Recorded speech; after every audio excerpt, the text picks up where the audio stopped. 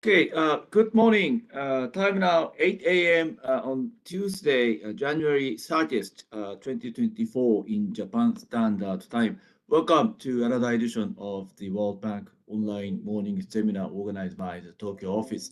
My name is Koichi Omori. I am Senior External Affairs Officer of the World Bank based in Tokyo. We organize these online morning seminars out of Tokyo in order to introduce the latest World Bank report presented by the authors of those reports, the World Bank economists and specialists. This morning, we are going to be featuring the new report titled Migrants, Markets, and Mayors, Rising Above the Employment Challenge in Africa's Secondary Cities. With us collecting from Washington, we have one of the co-editors of the report, Nancy Rosano Garcia, who actually is now Latin America and with the Latin America and the Caribbean Regional Vice Presidency, collecting us from Washington. Nancy, thank you very much for joining us this morning. Listening to Nancy presenting the key and main point of the report for the next 30, 40 minutes.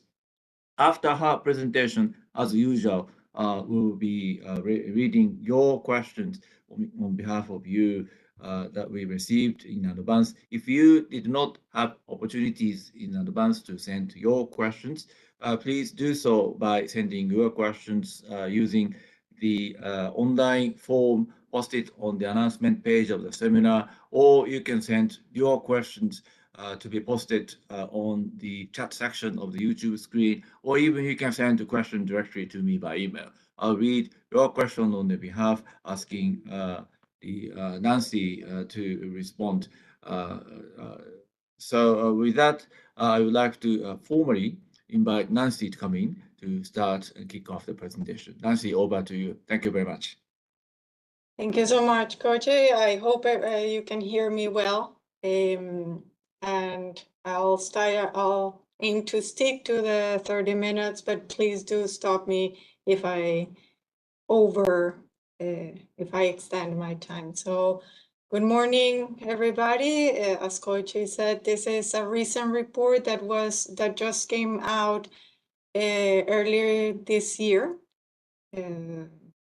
With a focus, and as the title that you can see, the focus is on that intersection of the challenges that migrants face in how they integrate into labor markets and how mayors can think about addressing those challenges.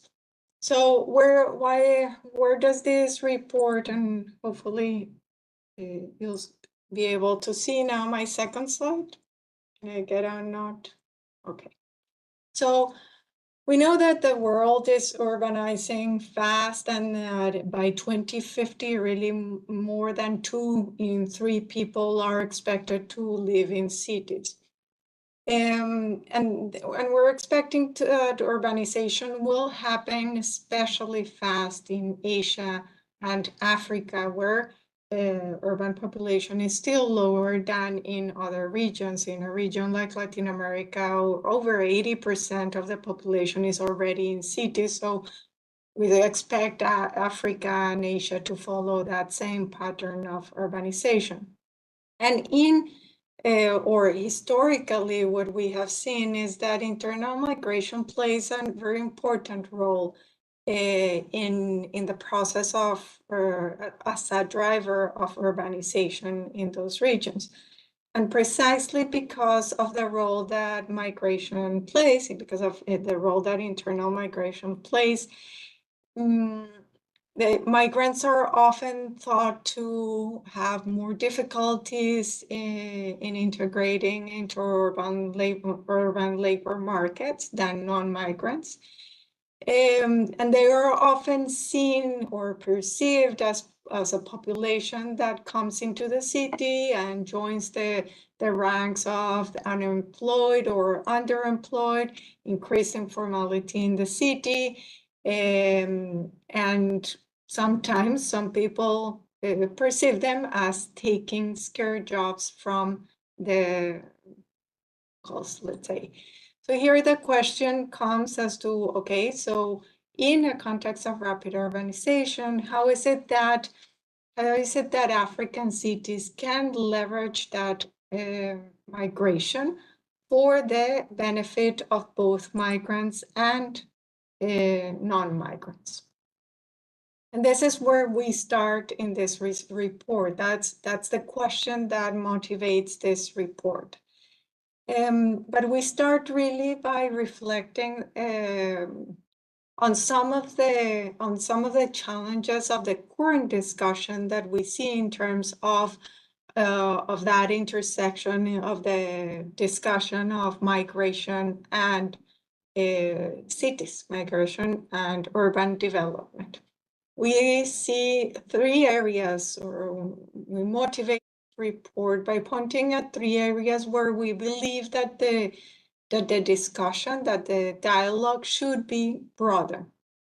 The first one is we see often in the literature, in the policy discussion, a very strong focus on large cities, on capital cities. And here we argue that it's important to move beyond a focus on large cities and a discussion when the focus is large cities, the discussion often focuses also on rural to urban migrants. And what we argue here is we put forward the importance to expand that discussion and think about the challenges that secondary cities face, and also explore what are the specific characteristics of urban to urban migration. So going not only beyond a focus on large capital cities, but also a focus on urban to urban migration. And why is that important in the context of Africa? Because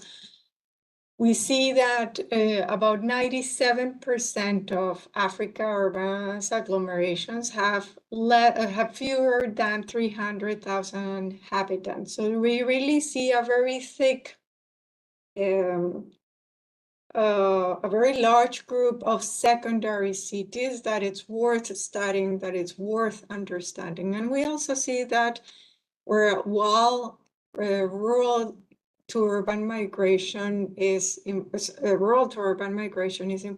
we also see that a large proportion of migrants come from urban areas. So better understanding that those movements and the challenges that secondary cities face becomes a very important motivation of this report.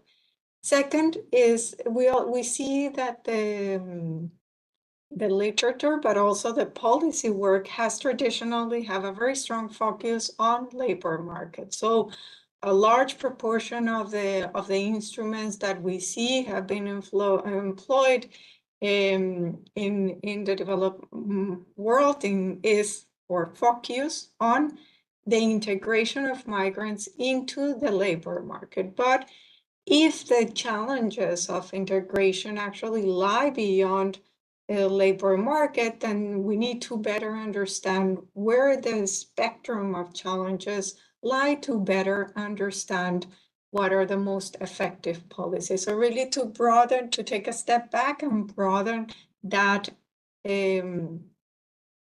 angle, and so that it goes beyond labor market policies.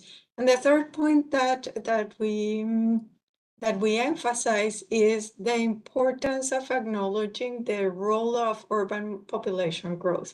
Often we see a discussion that focuses on the rate of urbanization, but that does not really zoom into the challenges of that urban population growth brings. And here, the sources of that urban population growth, which we see in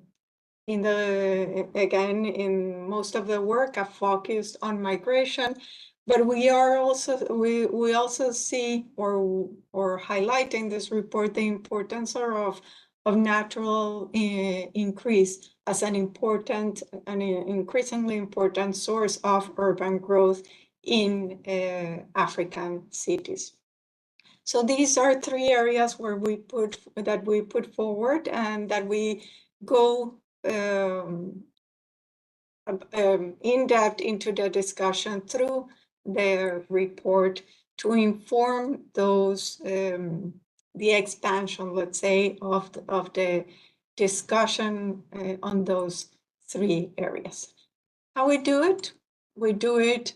We build on survey and census data, but we also build on specific case studies of 4 secondary cities. We have 1 in Ethiopia, 1 in Uganda, and 2 in Tunisia. We take these different cities because each one of them brings a little bit of a different perspective in terms of the type of cities that they are, their sizes, but also their economic potential, for example. Jijjiga in Ethiopia is the regional capital of Ethiopia Somali region, and it's a thriving trading center of a corridor that connects Ethiopia, Somalia, and Djibouti.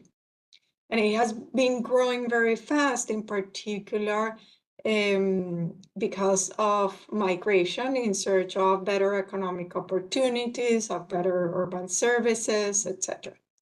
Then the second one, Jinja in Uganda, is also a secondary city that has been identified to have a very high economic potential. It's at the crossroads of, again, of major trading routes. And it has very large inflows of commuters that go back and forth between their houses and their jobs. And then we have, so these 2 cities are or have been identified to have very high economic potential. They're in the middle of trading routes, at the crossroads of different trading routes. On the other side, we have Jenduba and Kairouan in Tunisia. With these 2 cities, secondary cities, are located in 2 of the poorest regions of Tunisia. So these are cities that are stepping stones for rural migrants that are moving into other cities, and also movements of migrants that go from one secondary city to the other as a step before moving into the most prosperous cities of the coast. These cities do not have a strong industrial base, they don't have strong economic activity, and as I was saying, they are in lagging regions in Tunisia. So we used these case studies to build a stronger understanding of the challenges that I was mentioning in the previous slides. But we also take a different approach in this report, in that we take 3 perspectives to look at the challenges.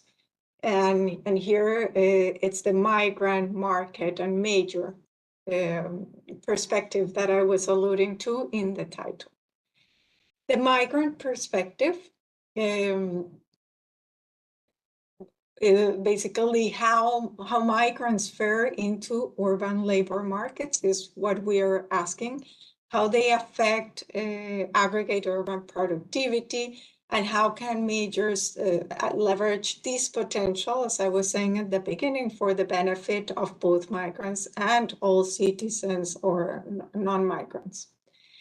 I think I mentioned briefly this before. We use national household survey data and build on top of that the case studies that I was referring to in my previous slides.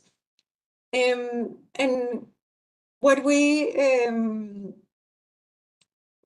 let me go straight to the different views, or to the different perspective, to these perspectives of migrant market and majors, and tell you a little bit about how we tackle each one of these perspectives into the report.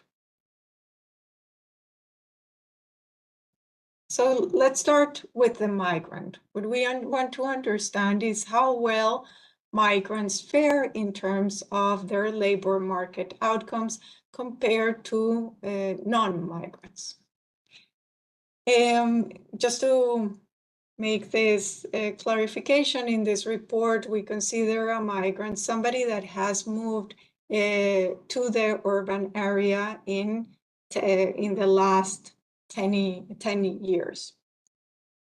We find by looking at the information for 7 countries, using household surveys, as what I was mentioning, we find that a large proportion of the urban labor force is actually formed by migrants. We find that at least a third of the urban labor force in 5 of the 7 countries that we examined, which are, I just realized I don't have it in the slides, but it's Ethiopia, Ghana, Kenya, Mali, Sudan, Tanzania, and Uganda. So at least a third of the urban labor force is formed by migrants. We also find, depending on the country, anywhere between half to a third of migrants in urban areas come from urban areas. So this is where I was referring to in the previous slides, the importance of not only, so this provides evidence of the importance of flows, not only from rural to urban areas, but also from urban to urban areas. Also, we also see that, yes, we find migrants mainly, when we look at the hierarchy of cities, the largest proportion of migrants goes to cities that are large. This is cities with more than 1 million inhabitants. And that's 39% of migrants go to these large cities. But we also see a large proportion, 31%, so 31 compared to 39%, that go actually to medium-sized cities, which are cities between 100,000 and 1 million, and also a not so small percentage, 25%, that goes to smaller towns. So we really see that there are flows of migrants going to all city types, and secondary cities having a large proportion or receiving a large proportion of them.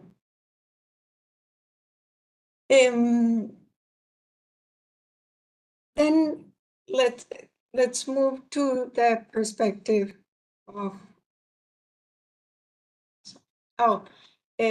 before we move to the perspective of the market, let me highlight some of the characteristics. So we want to understand, we know that a large proportion is coming. We have found now that a large proportion comes not only from rural to urban areas, that a large proportion of migrants in Africa actually come to secondary cities, not only to the principal city. But now we also want to understand who they are. What are their key characteristics and how their characteristics compare to the characteristics of non-migrants.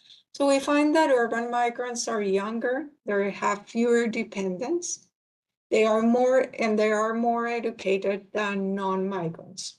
And we find that these gaps, these differences in age and education, in the number of dependents that they have, these differences are larger for urban to urban migrants compared to rural to urban migrants. These differences with non-migrants are larger for urban to urban migrants. So urban to urban migrants are more different, if that's the right way to say it, more different when compared to non-migrants. Our analysis, our regression analysis for the countries that we focus on actually show that migrants are on average 5 to 6 years younger than non-migrants. And you can see I don't know if you can see the details of the graphs, but this is what you can see on the top left panel on the graph on the left. And this holds actually for all city sizes and all origins. Because they are younger, then of course they have fewer dependents, and this gap actually gets larger for urban to urban migrants compared to rural to urban migrants. We also, as I was saying before, find that they are more migrants are more educated than non-migrants, and this education, the education advantage that migrants have over urban non-migrants is confined, let's say, to the urban migrants, so the disadvantage.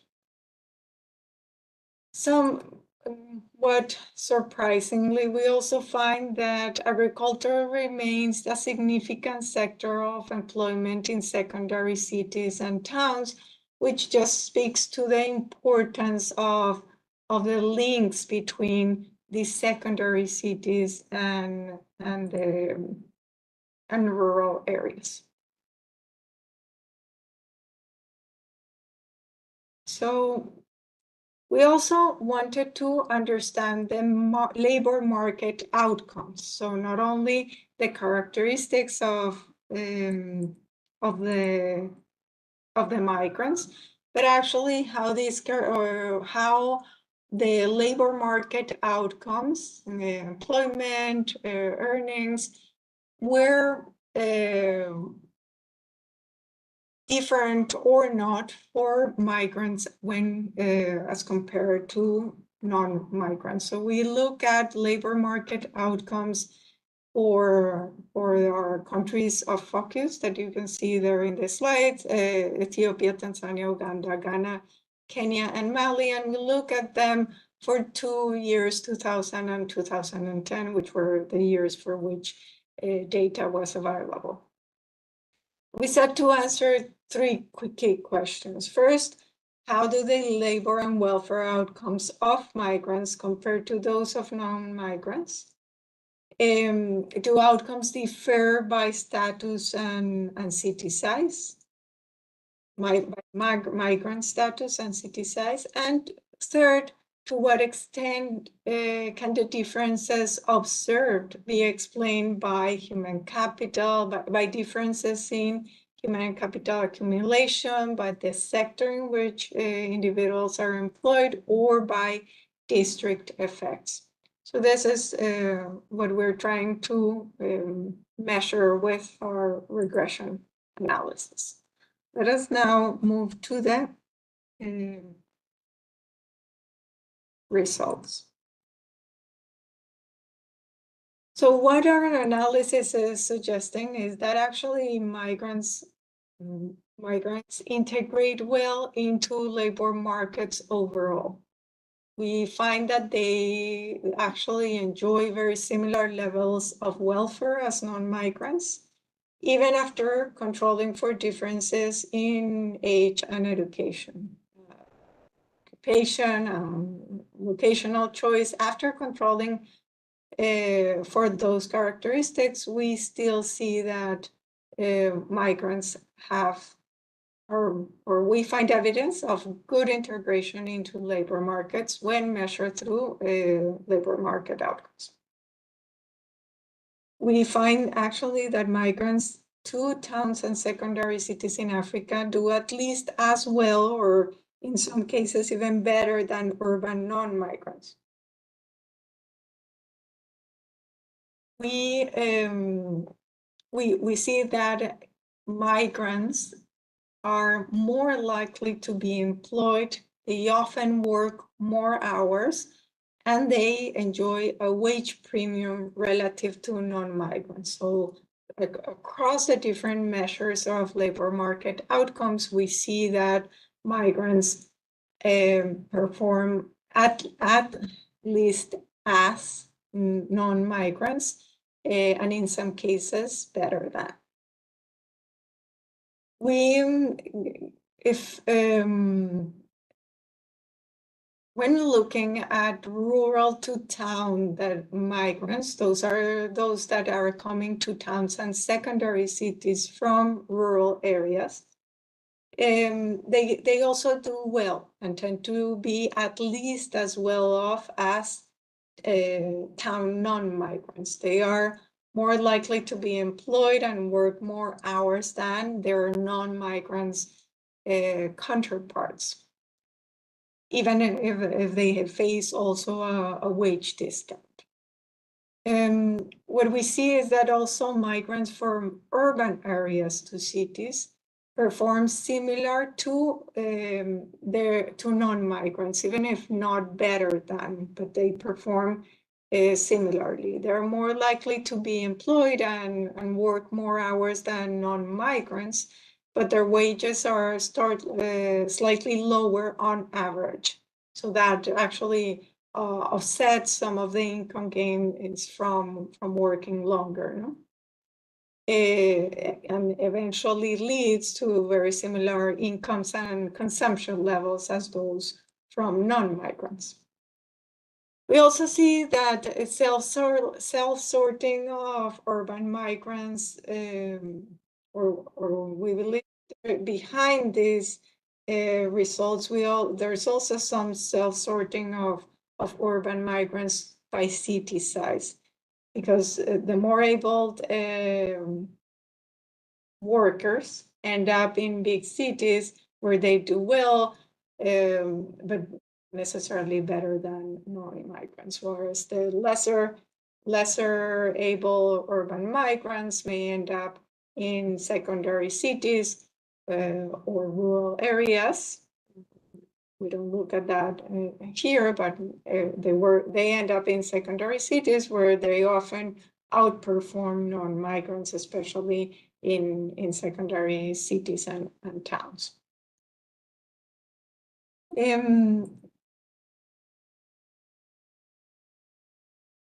So the experience of rural to city or rural area to city migrant in East Africa is very different from what we see in other places, with them actually in many cases joining the unemployed in the city. They also seem to work longer hours for lower wages, and that results in substantially lower incomes than city non-migrants. So really, here is where we start seeing a very strong difference, an underperformance of this group of migrants with respect to non-migrants, and a narrative that is more similar to the one that I mentioned at the very beginning of the talk, that of migrants joining the ranks of unemployed and coming, they having a difficulty in integrating into the labor markets. Here also, when after controlling for human capital and occupation and location, we find lower labor market performance of migrants, as I was saying, but this does not carry over to consumption. When we look at consumption, we see no significant difference. We actually see that rural to city migrants that have similar age and gender dependency ratios, education to non-migrants, have very similar welfare levels to their non-migrants counterparts. There are here some differentiations also by gender, but in the interest of time, let me move to the next slide. So we're also, as I was mentioning at the beginning, we then looked into first, the results that I mentioned provide an overview of what we see across countries and across the portfolio of cities, let's say in these 7 countries. But we also went into these specific cities, the 4 cities that I was mentioning at the beginning, to try to get additional insights for these cities that could complement our findings. And what we see when looking, for example, into Jijiga is that the good integration of migrants that we saw in this cross-country analysis is also something that we find in Jijiga, but we find also some spatial differences within the city in the integration of migrants into labor markets. Here in Jijiga, we saw that migrants from other urban areas, both from other urban areas, but also rural migrants, are more likely to be employed than non-migrants by different percentages, but both of them more likely to be employed. We also see that they work more hours, possibly at lower wages, but we see, let's say, positive outcomes or good integration into labor markets also in Jijiga. Some of the patterns that we see in Jijiga are also, we can also see them in Jinja in Uganda, where we see that urban migrants likely do better than urban non-migrants and rural migrants. And people in the center of the city significantly outperform those in the outskirts of the city. So in Jinja, we were able to differentiate, to look at the different areas of the city. And this analysis tells us that there are not only differences in labor market outcomes, depending on the origin, whether it's a rural, urban, or urban migrant, like we've seen in the previous cases. But here we also see differences depending on the location within the city. However, contrary to what we would have expected, and to what we hear in many places, that migrants mainly settle in the outskirts of the cities, many rural to urban migrants in Jijiga actually settle into the city center, about 50%. And of those, their working hours, wages, but also earnings are higher compared to non-migrants. And they were also, when looking at earnings compared to per adult equivalent, they're actually comparable to those of non-migrants.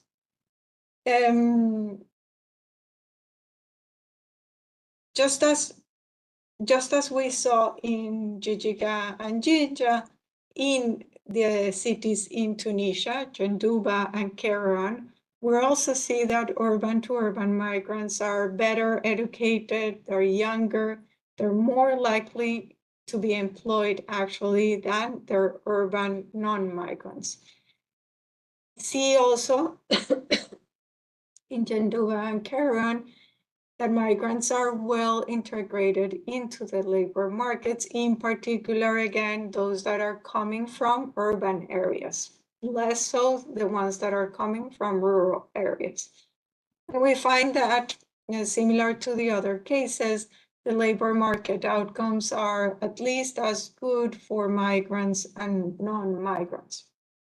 What we find interestingly is actually that in Jendouba, Kairouan, we see that migrants actually have a premium compared to non-migrants in their earnings that is large, that is around 31, 35%.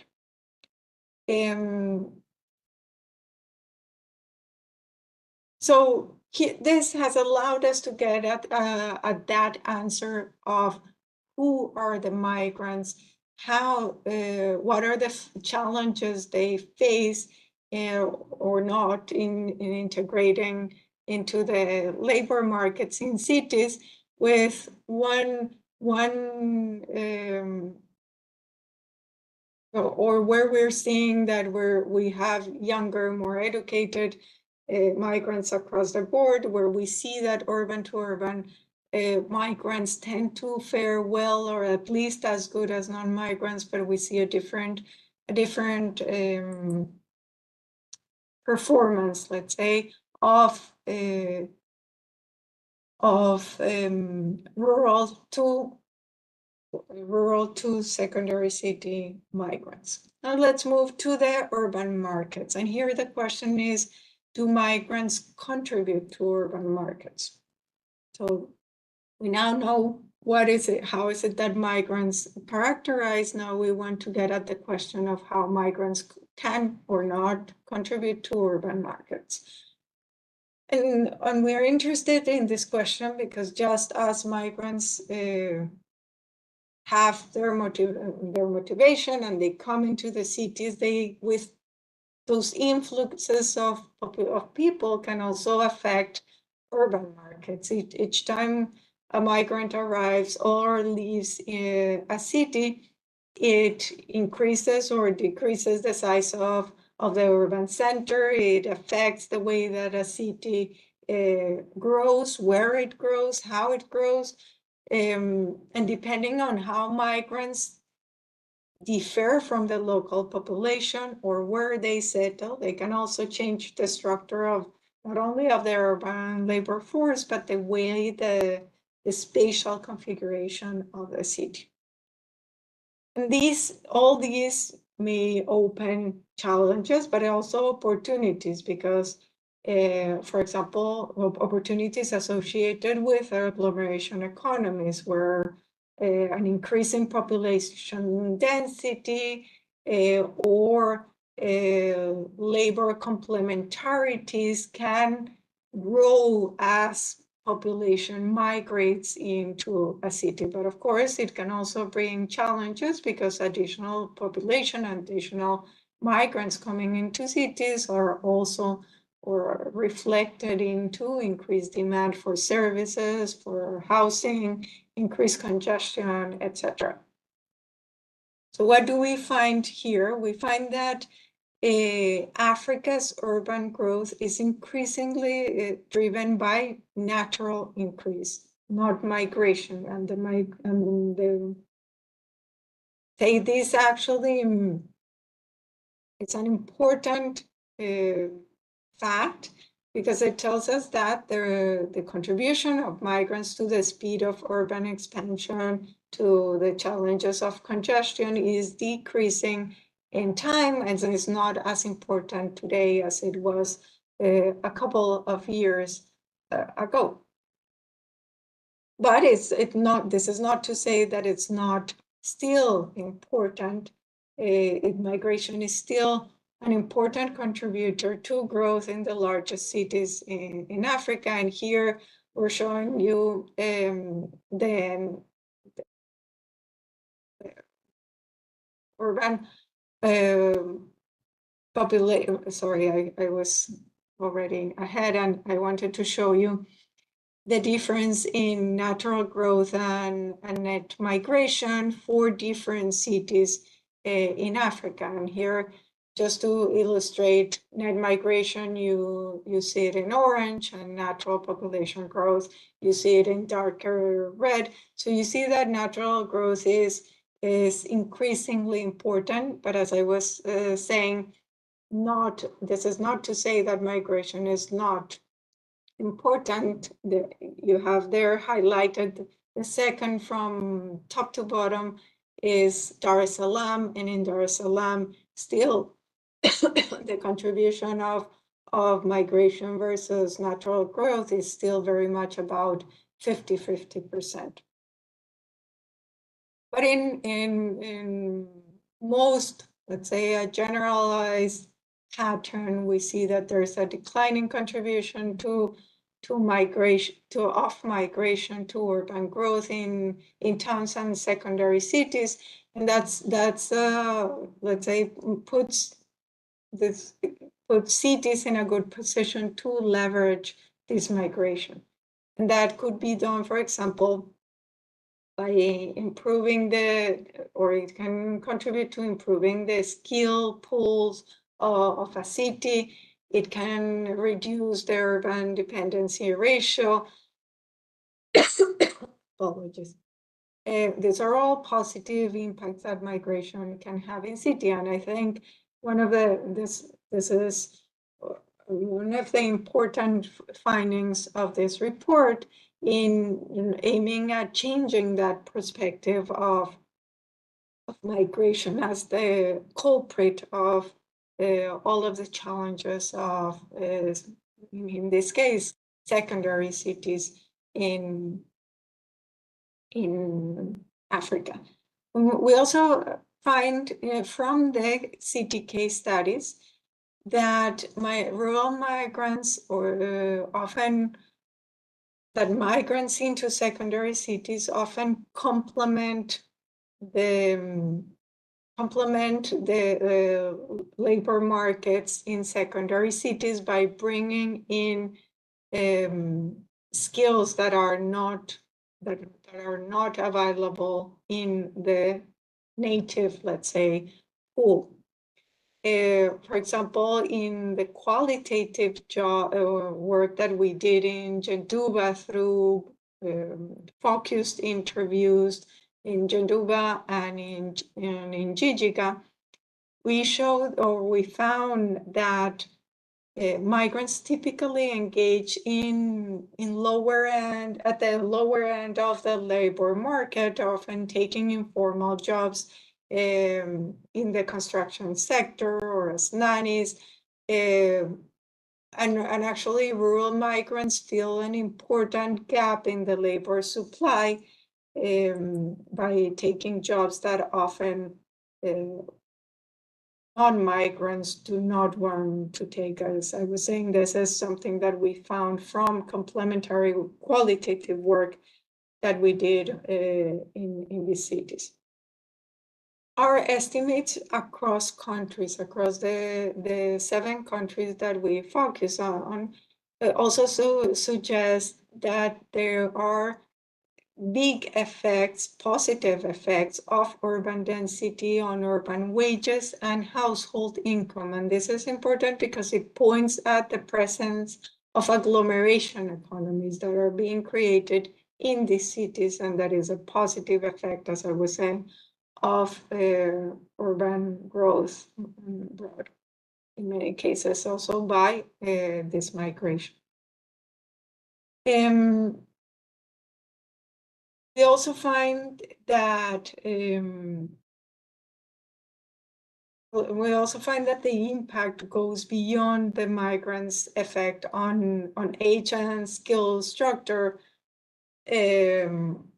and actually operates really through these agglomeration economies. So this is we find strong evidence of the presence of agglomeration economies.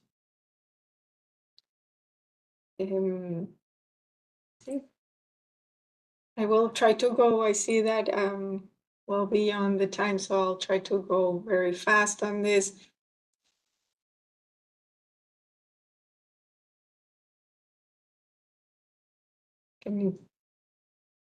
So let's move now to our third question, which is what can majors do to build a city for all? So now we've seen the challenges that, or who are the migrants, what challenges they face, how is it that cities are benefiting from that migration? And the question is, well, okay, so what can countries, what can majors do about this? And what the report says, or it brings an important message for majors and local governments, which is, I've said it before, but it's really migrants, including rural migrants, are a force that can be leveraged for the economic growth of the cities. What this report is aiming to tell majors is that migrants actually often strengthen the labor supply and provide economic dynamism to these cities because they bring a labor force that is younger, that is better educated, and that complements the existing labor force. The message really to majors is that migrants can contribute to build stronger urban labor markets, and the role of government is to facilitate and foster that contribution rather than fear inflows of migrants. And this is a message that really is there. We're mentioning our focus is really majors, but I think an important message is this is a message not only for majors but also for national governments. And what we are saying is, okay, so what can be done? Well, what governments, majors, with the support of national and regional governments can do is support markets so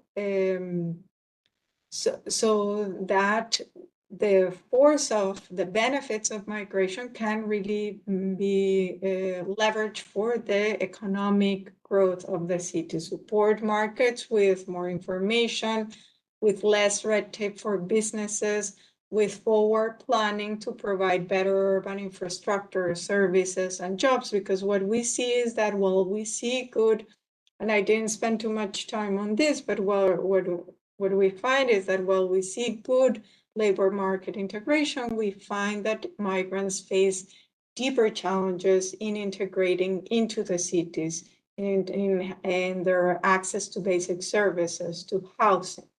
So really bringing that perspective of improved planning, improved urban infrastructure into the set of policies considered for the integration of migrants is very important. I've said it before, but especially in cities such as Chengdu and Kairouan, where economic activity is limited and labor demand is weak, because these are cities in lagging areas, then strengthening local economic development will be key to ensure that there are jobs available for the full set of population, migrant and non-migrants. And here, for example, a key policy will be to have better functioning urban land markets that allow businesses to come to set shop to work for all markets, including land markets, to work more fluidly. Also, the analysis is in this report, the interviews that we carried out with migrants show that access to housing and land is one of the main challenges that migrants face when they come into the cities in their integration. So this points at a very important area for consideration when governments are thinking about how to help integrate migrants into cities. This is also what is important is also the role of national governments in supporting closely regional and local governments, because local governments cannot do this alone.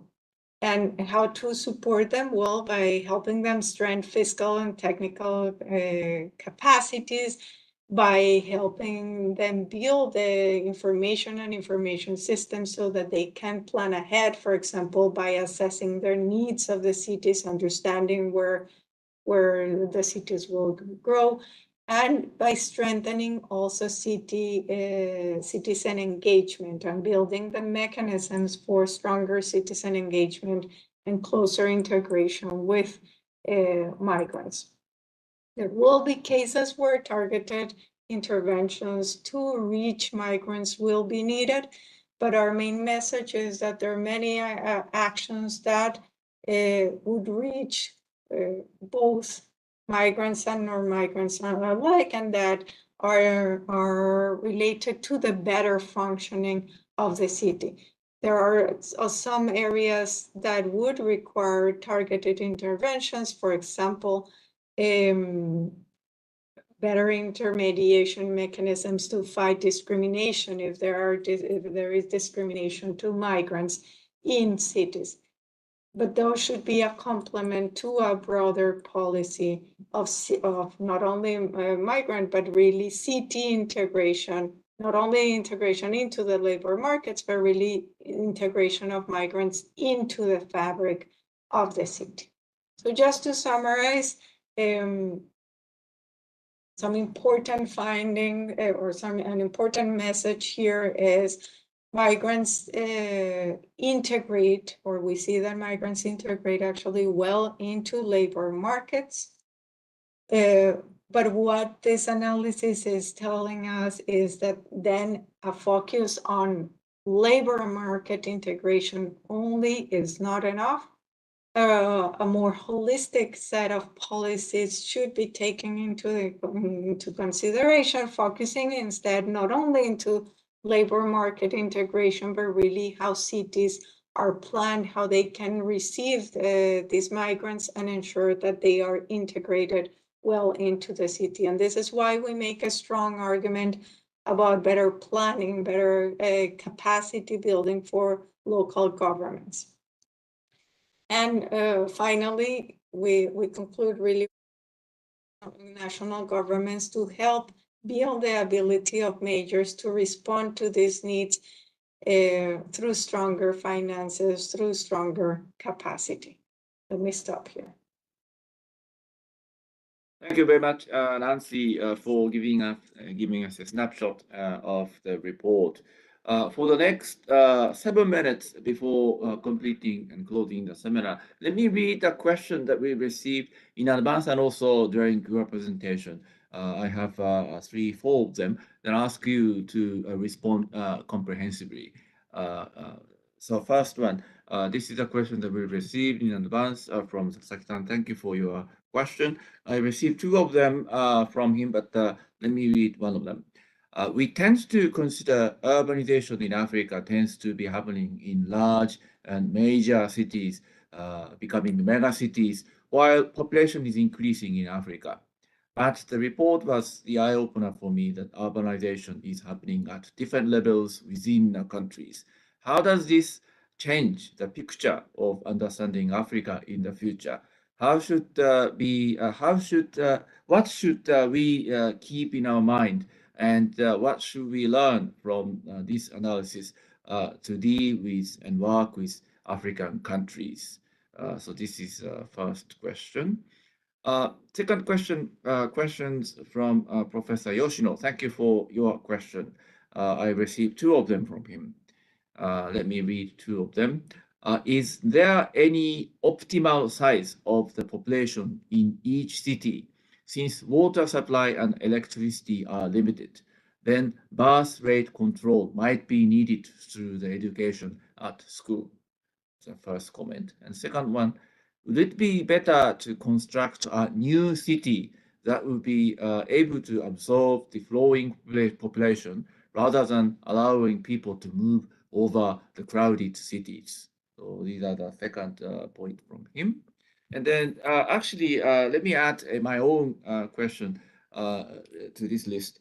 So I understand that you started this analysis even before the COVID happened. So my question is, how does COVID itself make the impact and effect on the analysis itself?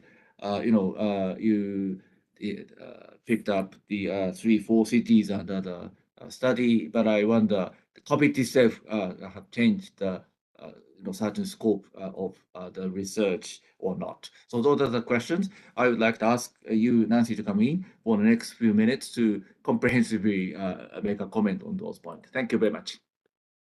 Thank you so much, Kochi, and everybody for these questions. I think they're very good questions, very hard questions.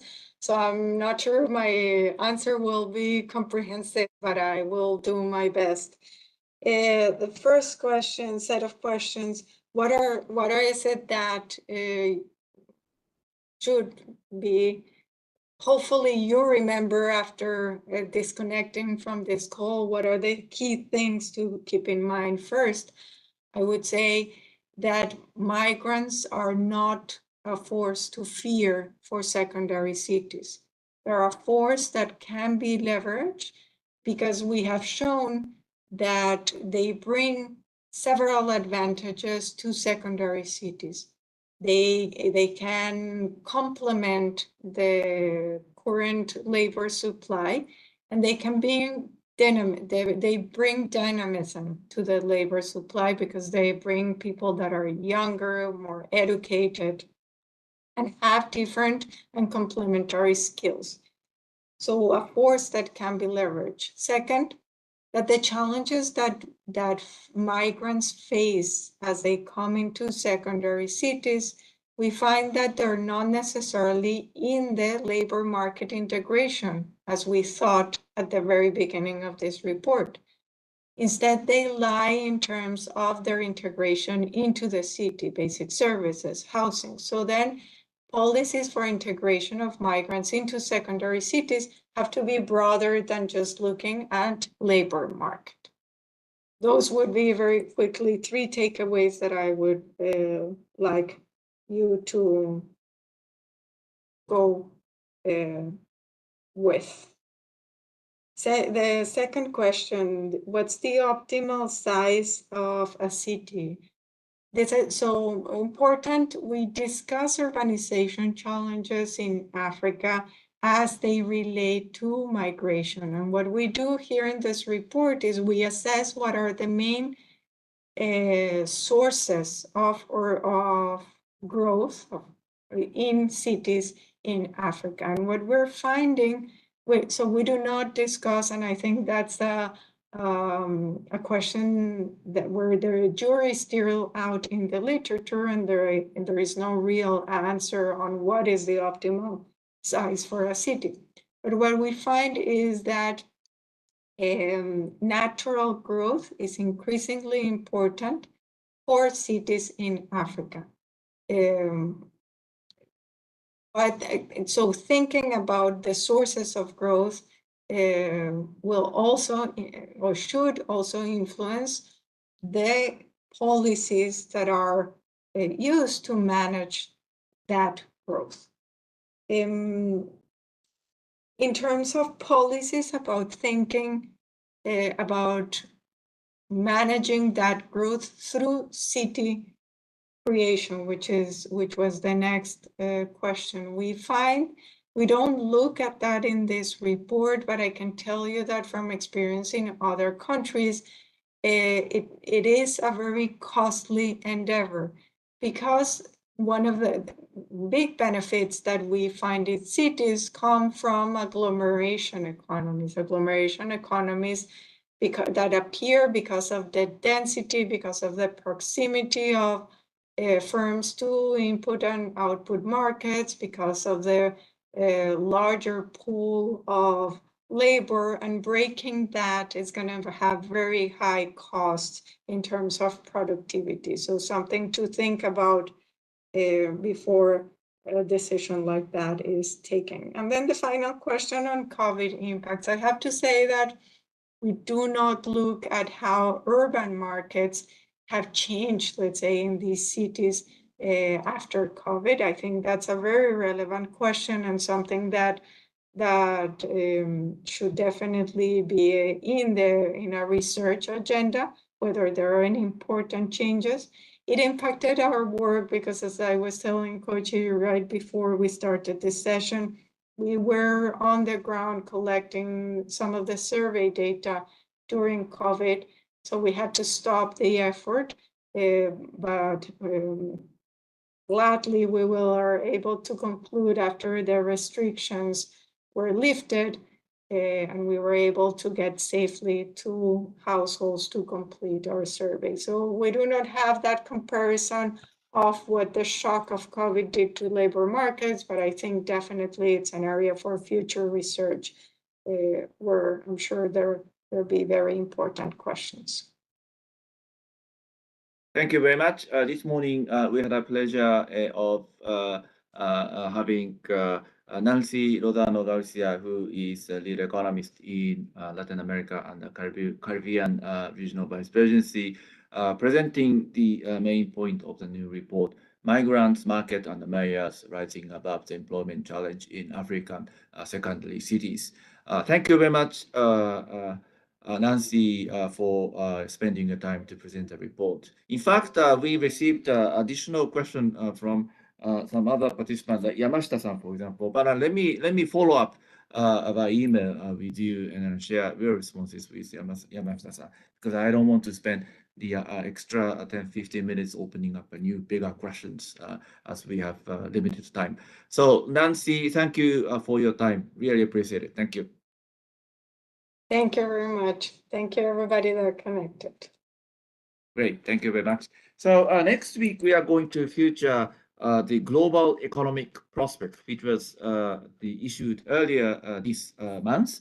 We are going to have Aihan Kose, Deputy Chief Economist of the World Bank Group, coming actually Tokyo in person. So those of you who happen to be in the Tokyo area, please join us venue. If not, please join us virtually. This is going to be Tuesday, 12 p.m., 12 noon in Japan Standard Time on February 6th.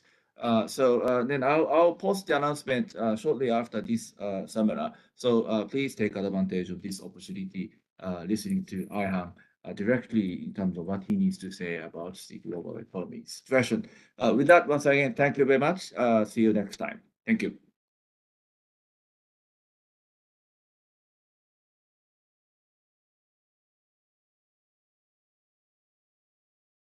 Thank you.